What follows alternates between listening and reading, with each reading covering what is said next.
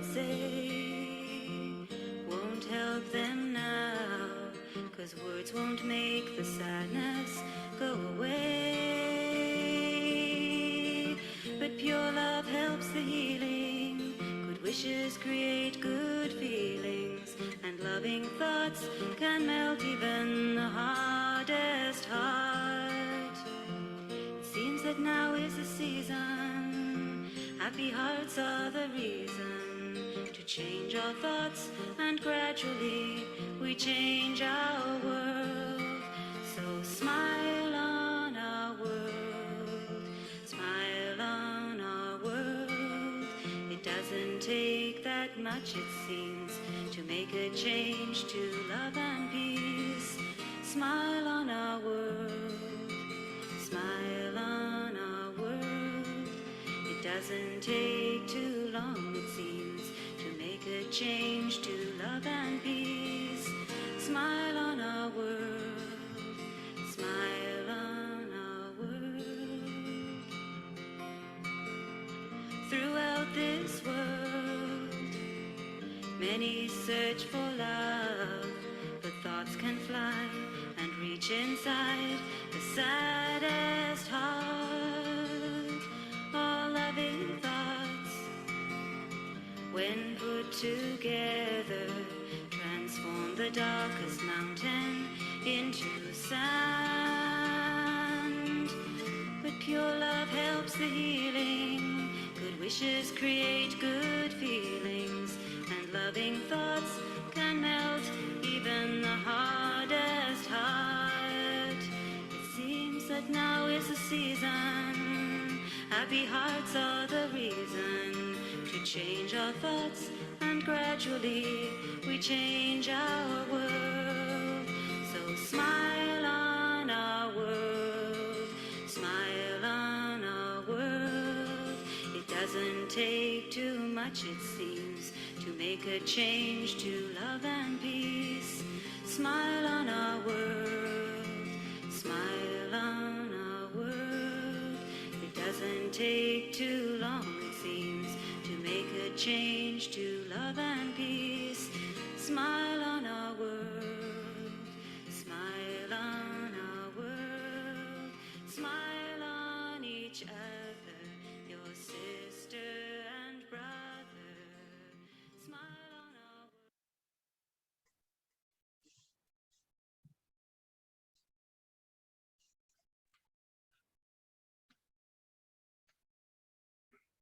world. Om Shanti and greetings of peace. A very good evening to everyone. I am Sister Sundari, your anchor for today's conversation.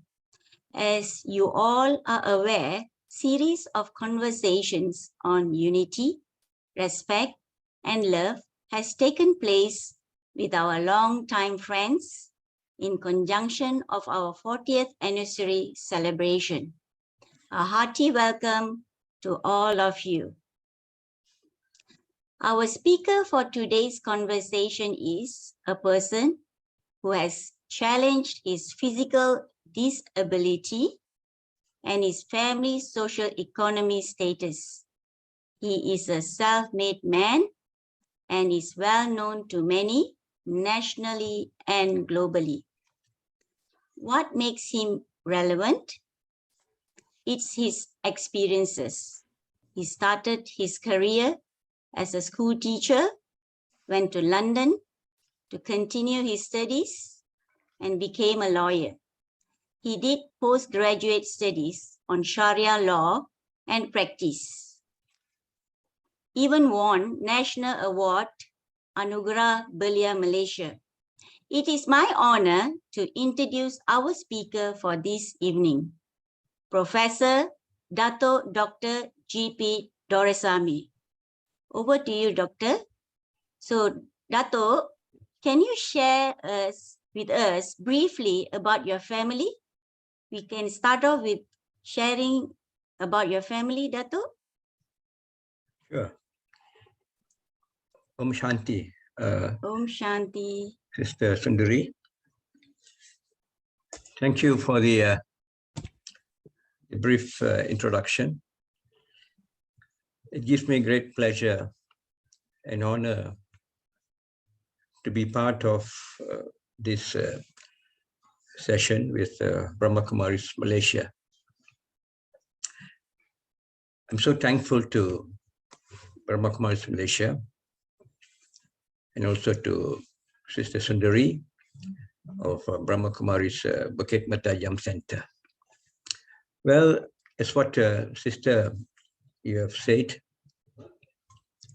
I was a former teacher. I served with the Ministry of Education from the mid-70s, 1970s. After undergoing 2 years of teachers training college, I'm specialized in English. And then I was teaching in various schools in Malaysia. So I was with the government, the Ministry of Education, right up to the mid-1984. Where in 1984, I decided that I would like to pursue my studies further. And that's where when I left Malaysia to London to pursue my studies in London. So I spent about more than 3 years in London, right from 84 to 1987. And when I came back in 1987, I did my certificate in legal practice at University of Malaya. And then I straight away went into International Islamic University to pursue my postgraduate Sharia law and practice at International Islamic University, Kuala Lumpur. So I was a practicing lawyer right from 1989 to about 2009. I spent more than 20 years in the legal practice. After which I thought that I would like to travel around the world. And legal practice, as a busy practitioner, I felt that I'm just attached to office, the courts, because I was a court lawyer. So I feel like I wanted to move around the world. That's where I decided to go back to education. So right in 2007, I went back to education. I did my master's, MBA, and also completed my doctorate, PhD, in international business. Life changed after that. I was traveling to many countries around the world. And finally, I landed in Switzerland. And that's where in Switzerland, I started an academy called the International Business Academy of Switzerland in Zurich. That was in 2017. So I haven't got an academy, International Business Academy at Switzerland. And now I've transferred the business to my daughter. And she has taken over the business. And she's now the director of the International Business Academy of Switzerland at Zurich, Switzerland. So I'm a legal advisor for that company and also a legal advisor for many other organizations, institutions, companies, industries. I sit in the board for more than about 60 to 70 organizations around the world. So I do lecture on international business. I do give lectures on business law. I do give lectures on entrepreneurship. And I do give lectures on leadership. So these are my topics. So sometimes I think that I'm back to education. Education is in a passion, but the legal business has helped me a lot. Because being a court lawyer, I'm now a legal consultant, a legal advisor for many companies. So today I'm a legal advisor and also education consultant. So this is something which I liked, and I got what I wanted to. So anyway, talking about my background. So as a teacher, became a lawyer, then back to the teaching profession. I began to involve in many other organizations in Malaysia. As what sister said, that I was born as a physically handicapped person. As you can see, I'm a physically handicapped person. I was born with 6 fingers in a family of 11 children. I'm number 8. So my parents were very worried that being a son and being born disabled, how am I going to come up in my life? That was the worries that they had way back in 1955 when I was born. But God is kind to everyone. The only way that I could come up in my life was through education. So some or other, I grew up in a rubber estate. My parents were rubber tappers. My father was a rubber tapper and my mother was a rubber tapper. And we were all 11 children.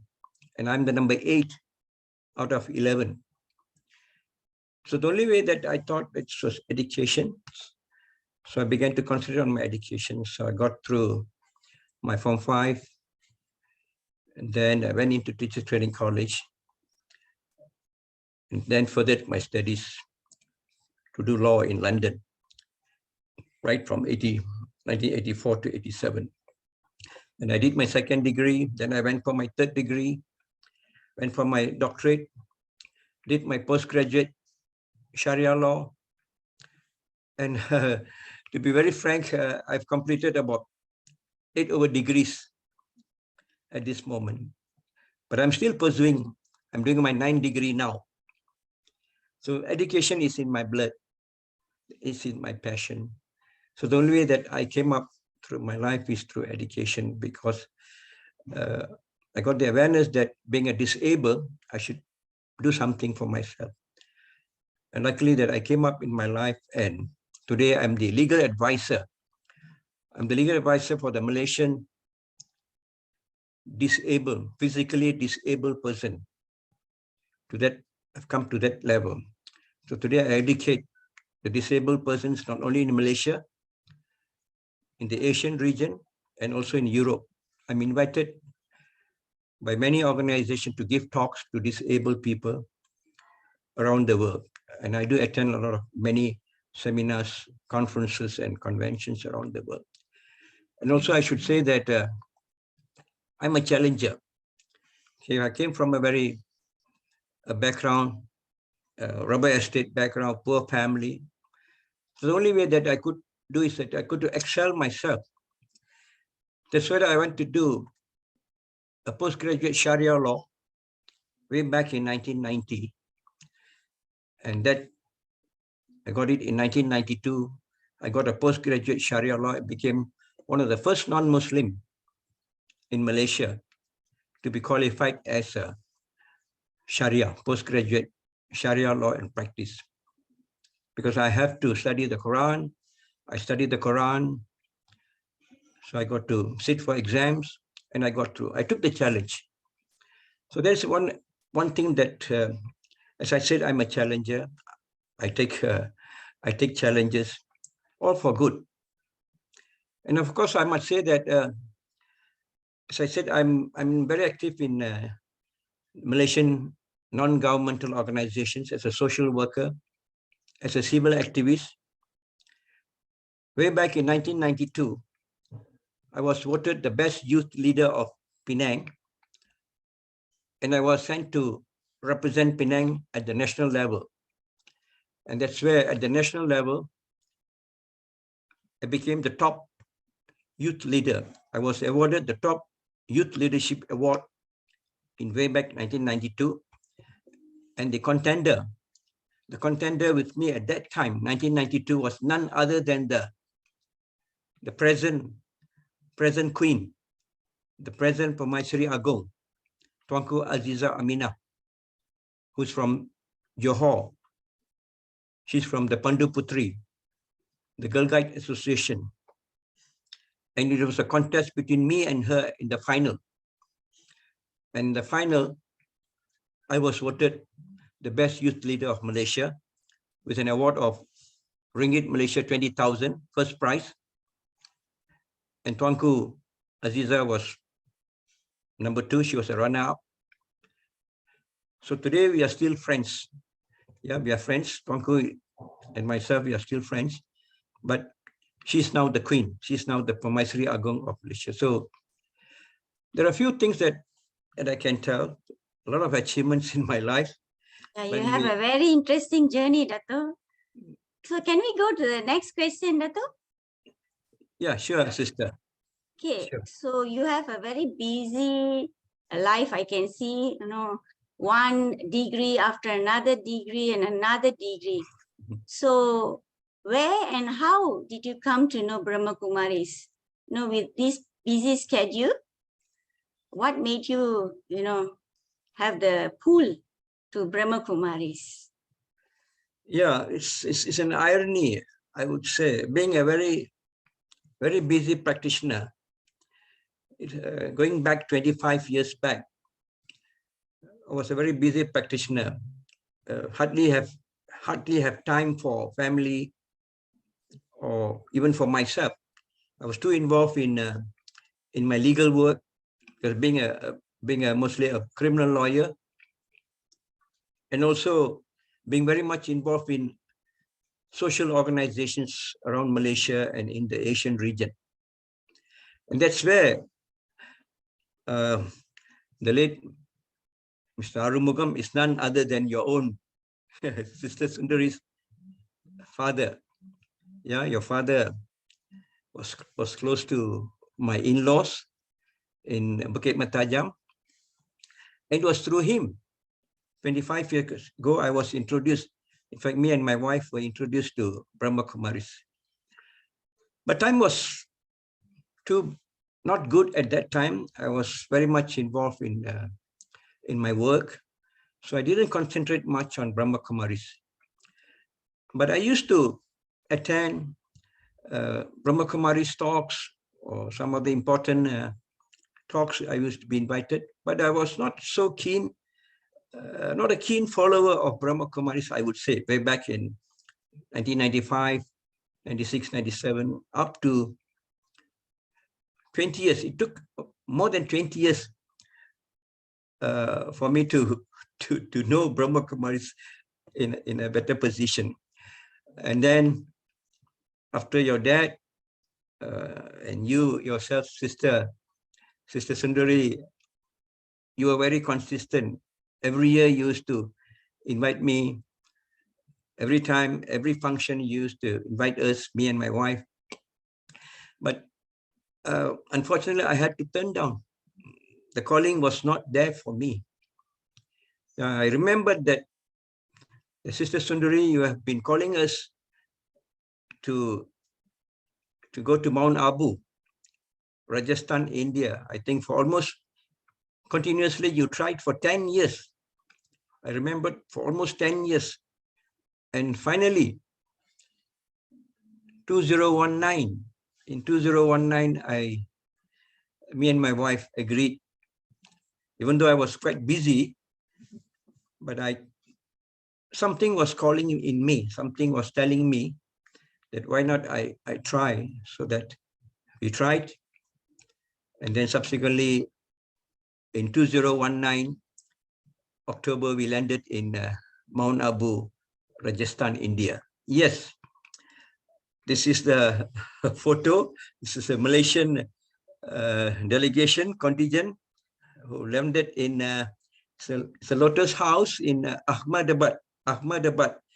We were flying from Malaysia, Singapore to Ahmedabad, and upon landing, this is our group photo. So you can see our Malaysians group photo.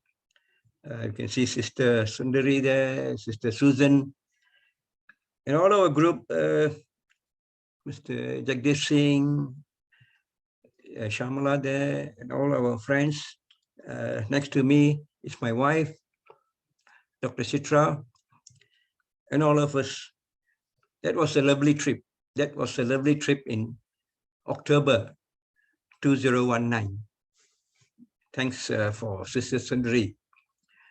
You were very consistent very steadfast in inviting us, and you never gave up on us.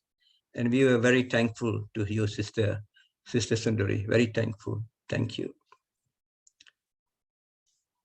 Okay, so let's talk about our trip to Madhuban, no? Yep. So, of course, you took the opportunity to visit our headquarters, Madhuban, in Mount Abu, Rajasthan, for Peace of Mind retreat. And at that year, we had 10 participants from Malaysia. So altogether, 10 of y'all. And it was very special for you, isn't it? So what was very special of Madhuban, and what is special about the Peace of Mind retreat? Because you have gone for many, many programs, but what is special about Madhuban first? Yeah, I have a very different mindset, completely a different mindset. And of course, coming from a very different background, I only knew more about religion because I studied about the Islamic religion. I studied about the Hindu religion, the Bhagavad Gita. I studied about the Christianity on the Bible. I studied on Buddhism, on the Dhammapada, the Buddhist teachings. So I was more a guy who's more involved in religious thoughts, religious teachings, religious understanding. Nothing came into mind about spirituality. And that's where, when I knew the life is not only about being religious or knowing about religion, but it's more than that. Mount Abu, for that matter, Madhuban in Mount Abu, taught me I was in a different world entirely. I didn't realize that I would be going into a different world entirely. Madhuban is a different world entirely. It's a world of spirituality. I knew that only spirituality that could bring the peace, that could bring the unity, that could bring the love and respect for humanity. And I found that that what I was looking for in my life, the peace that I was looking for in my life. And that's what I found in Madhuban. The people all over the world, people from devotees, friends from Brahma Kumaris, from Russia, we had from Australia, we had from Europe, we had from India, from so many countries. I realized that all these people are looking for something in their life, a spiritual life, which we were not taught. Spirituality was not taught of. What was taught in the schools were all about religion, all about Hinduism, about Christianity, about Buddhism, about Islam, about Taoism. But none of them have thought about spirituality. And that's what I realized, that all this while I was lacking something in me, which I was looking for, but I couldn't find. And finally, I found that Mount Abu in Madhuban gave me the answer, the spirituality, the oneness, the togetherness, the unity, the love, the peace. It was all there. And that entirely changed my lifestyle, my mindset, my thoughts. And this is what I would say that many of us are lacking. Religion, of course, religion has got good teachings. But I feel that spirituality with religion will help more.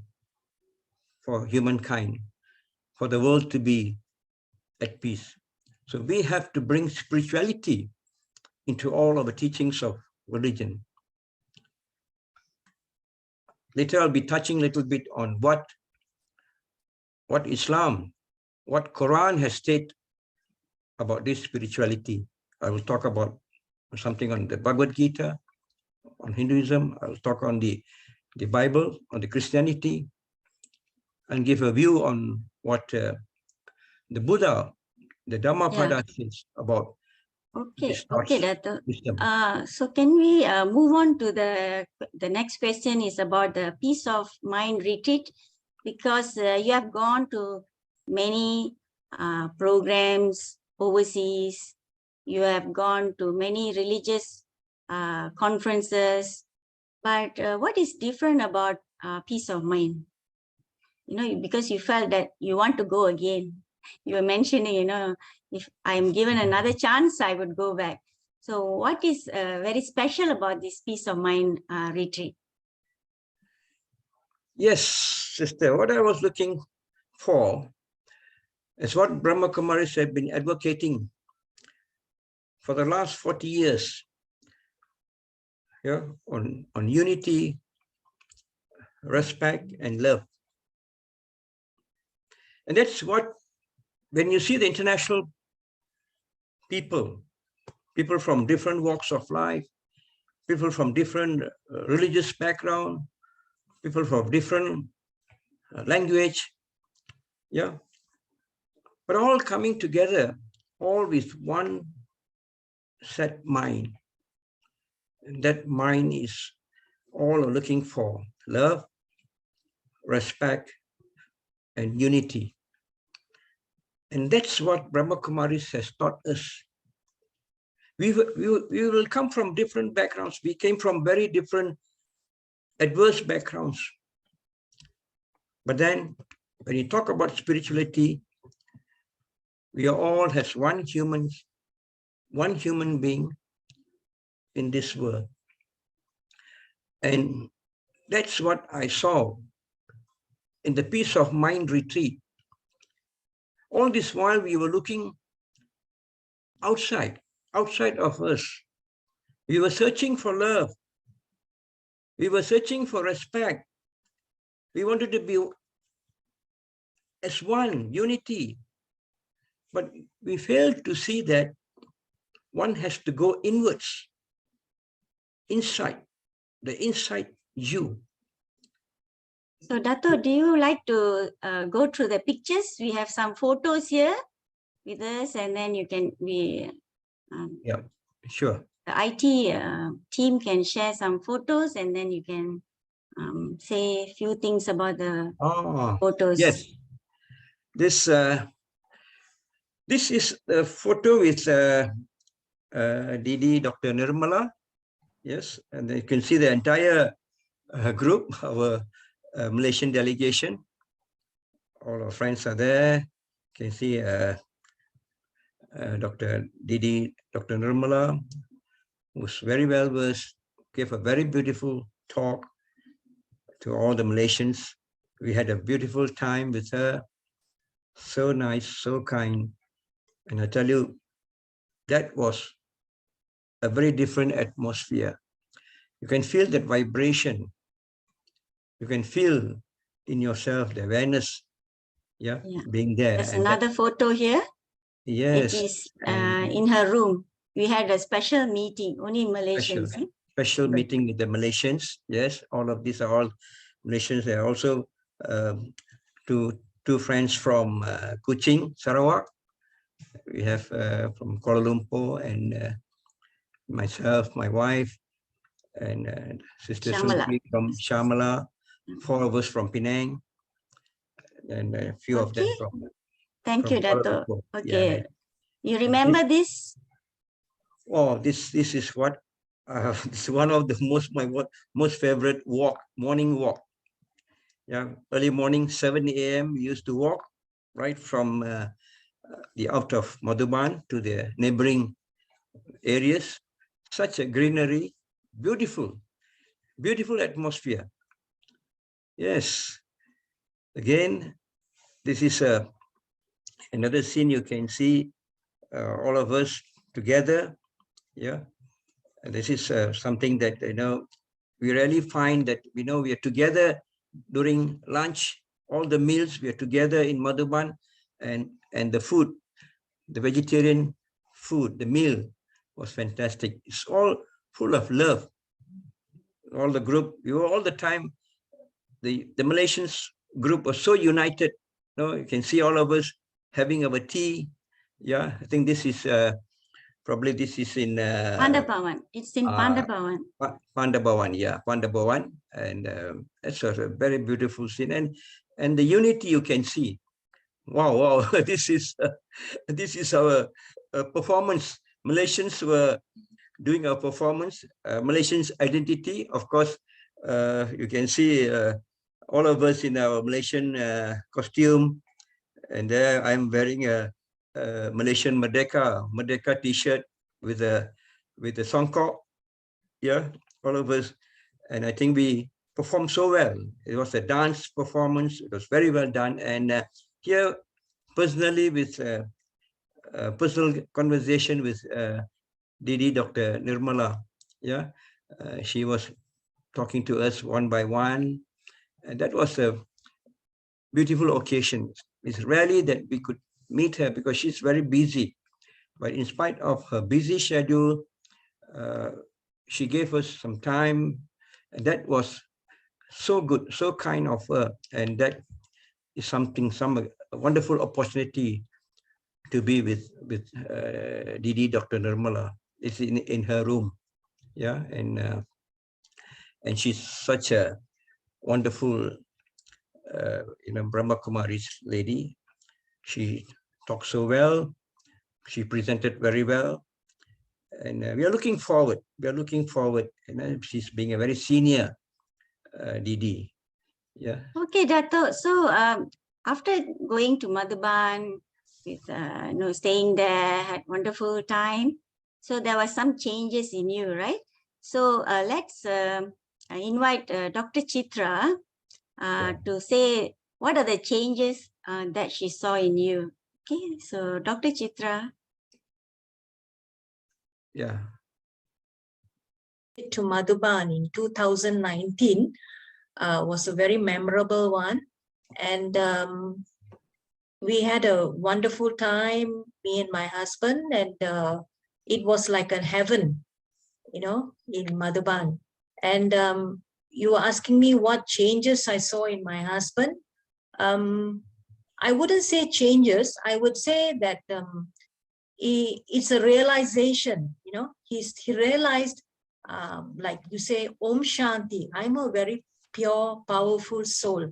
So once you start to realize that, a lot of changes happens in your life, and within the family, and things changes in everything, in your society, in everything, it changes. I would say this is a very good opportunity for a lot of people to go, and if they get an opportunity, please do visit Madhuban, because it's something that you cannot. I mean, it's something that you should see for yourself. Then you will understand what is all about Brahma Kumaris. Thank you. Thank you, Dr. Chitra. So, Dato, you have taken the course several times, twice in Malaysia, and then you personally went for the retreat, and all the senior brothers and sisters gave you the 7 days course again during the stay. So what benefit you got to the knowledge that you got from the Brahma Kumaris during the retreat? Yeah. The retreat has completely changed my outlook of life. I was not the same person before, because being a practicing lawyer at that time, I was very aggressive. Sometimes you get very moody, yeah, and you like to do things without thinking much. What you wanted in life is everything that you must succeed. You must get what you wanted in life. That was a different outlook. A normal person has that kind of a look, and I was one of them.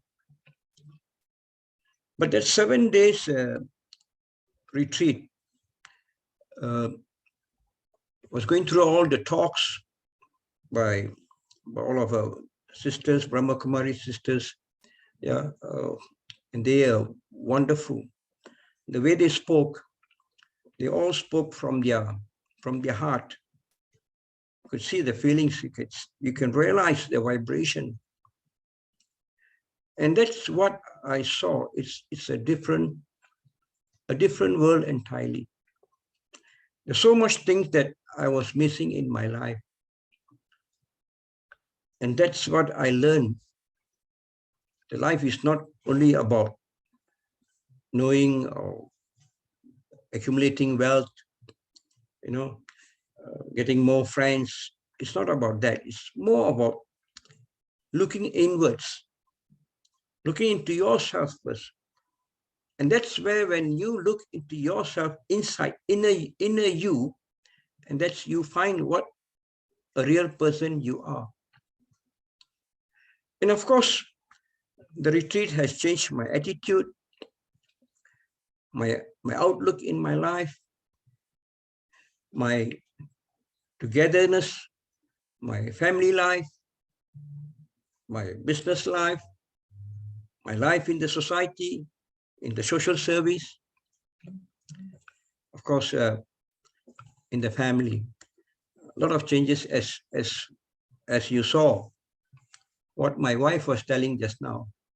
She could see the changes. So we have to mellow down, calming of the mind.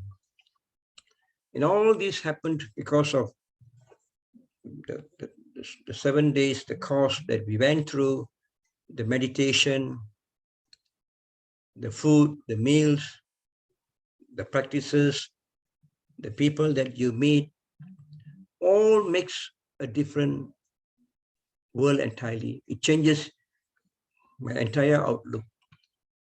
Today I have calmed down. What do you like the most from the teachings of the Brahma Kumaris? What do you like to take away? If like you are given a chance to say, what do you like the most? What is the best? Of course, the best, as you say, the best tablets for me is the calming of the mind. That's why it's called the peace of the mind. So I had that tablet. That's the tablet that I was looking for. And that all the sisters who came on stage, all the brothers who came on stage, they were all giving me that tablet.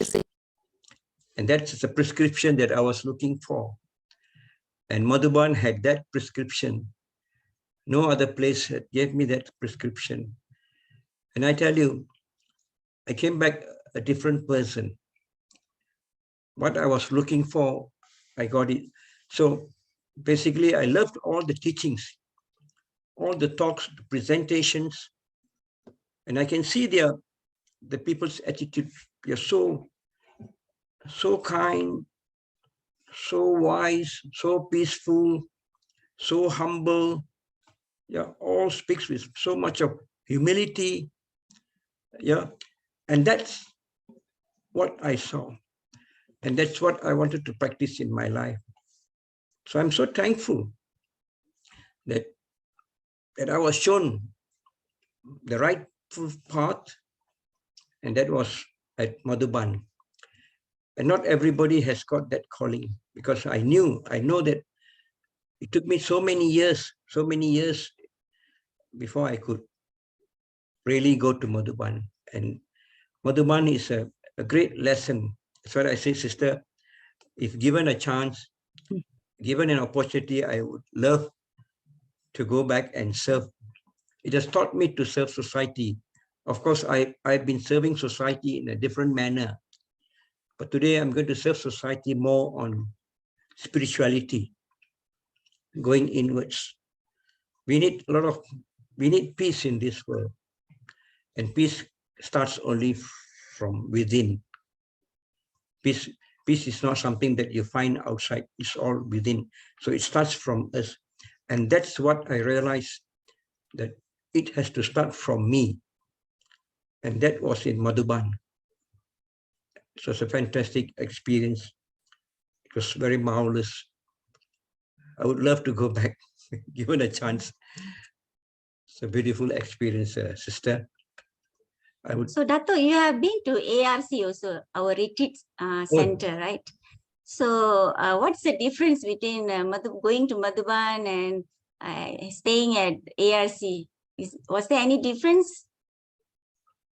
It's a mini, ARC is a mini Madhuban. What I saw in Madhuban, it's already, it's in our ARC center in Denkhil. So to me, it was such a beautiful experience being at ARC at Denkhil.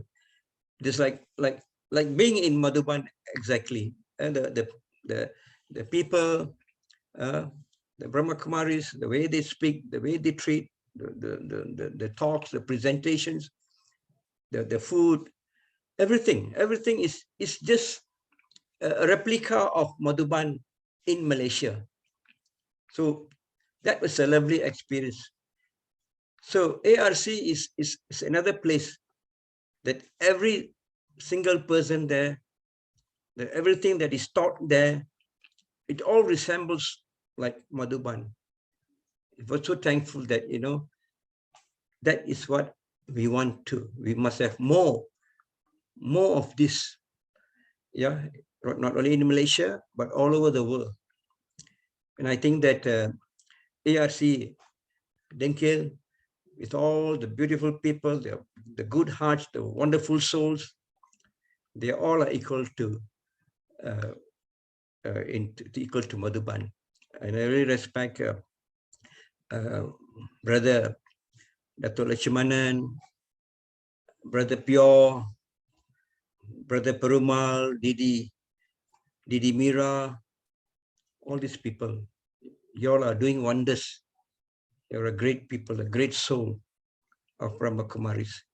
I'm so thankful to be part of this wonderful organization, Brahma Kumaris, Malaysia. It's a gift of God. Thank you, Dato. You shared wonderful thoughts about Brahma Kumaris and ARC. So going back to our 40th year anniversary celebration, so do share your thoughts and feelings about these qualities, unity, respect, and love. So we have chosen for the 40th year anniversary celebration of Brahma Kumaris, Malaysia. Yes, the wonderful values of life, unity, respect, and love. I would say that without love, there won't be any respect or unity. It all has to start from love, yeah. And the love is taught in Brahma Kumaris. It is taught right at our ARC center, all the Brahma Kumaris centers, and of course, the love that you get at Madhuban is wonderful. Yeah. So love is something that we can share.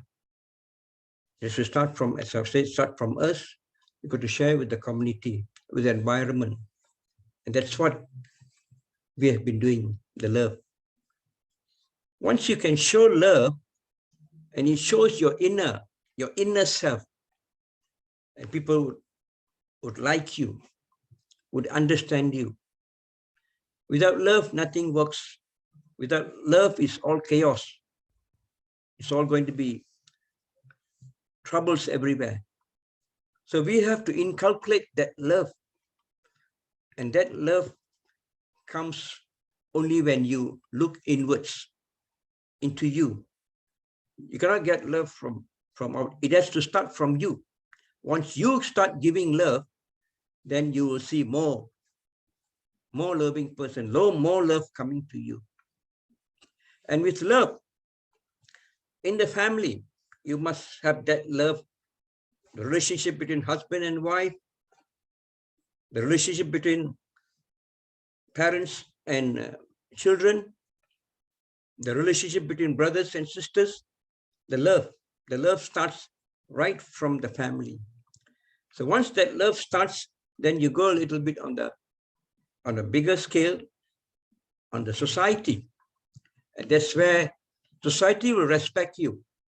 Because when you show love to society, the society will respect you. And the more the respect that you give to society, the more respect society will give back to you. And that is the respect that Brahma Kumaris, we are showing to the society. Everybody showing great respect, great humility, humbleness, patience, tolerance to each and everyone, irrespective of race, religion, creed, color. We have to respect. In a place like Malaysia, in a multiracial population, we got to show respect, and we have shown respect for the last 65 years since independence. And hopefully it goes for another few hundred years in the future. And respect starts from love. And once that respect is built, the entire nation, the whole nation will be in unity. So I would put love, respect, unity as a pyramid. The base is love. You have to build that base in the pyramid. The whole base is love. And then it goes up slightly, the triangle, where you build the respect. Along the way, you build the respect, and at the top is unity. Yeah, it works as a pyramid. So unity is utmost for the nation, for any society, for any organization, for any family. We need that unity. And I feel that, and I realize that Brahma Kumaris has been advocating that values, the love, respect, and unity for the last 40 over years. And that is what the world is looking for. Everybody is looking for love. Everybody is looking for respect. Everyone is looking for unity. Everybody is talking about love, respect, unity. But do we get that? It's a practice. And that practice, the real practice, is happening in Brahma Kumaris. And that practice is the love, is the respect and unity that we have shown among the Brahma Kumaris. And we are spreading this to the world. And the world is looking at us. This society, this organization is a peace organization. It's an organization that cultivates love, respect, and unity. So let's build that love, respect, and unity, yeah, for the world. And Brahma Kumaris is for the world. And that's what we are doing. And we are at the right place at the right time.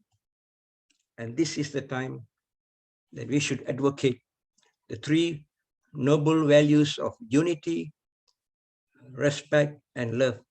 Without unity, respect, and love, no organization, no society, no nation, or for that matter, the world will not be at peace. So peace is advocated only through love, respect, and unity. So I find you, that. Dato. Thank you. Thank you, sister. Thank you. Yeah. So thank you, Dato, for your wonderful sharing on unity, respect, and love this evening. And despite being very busy schedule, you have spent times having always when you're invited, you always attend all the programs. And for this conversation also, you make time to be with us. So thank you, Dato, and hope all of you enjoyed this conversation. we are coming to an end of this conversation series. Our last conversation will be between Professor Dr. Aruna and Miss Celia on 22nd December, same time. So don't miss it. Now let us end this program with a beautiful song in silence.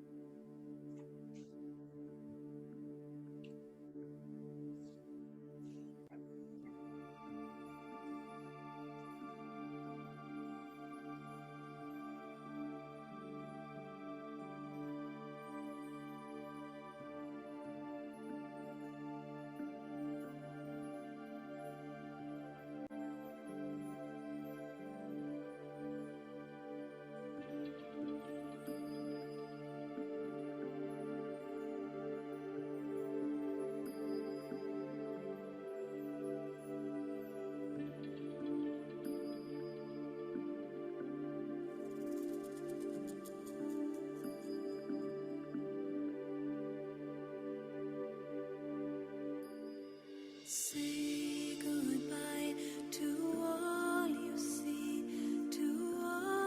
see with these eyes. Say goodbye to all you've been, to all your needs and desires. Fly above the silent ocean and to the purest star. Feel your heart begin to break, become the light you are. Fear is man enclosed in flesh and wrapped up in a lie. Love is all that conquers death, yet never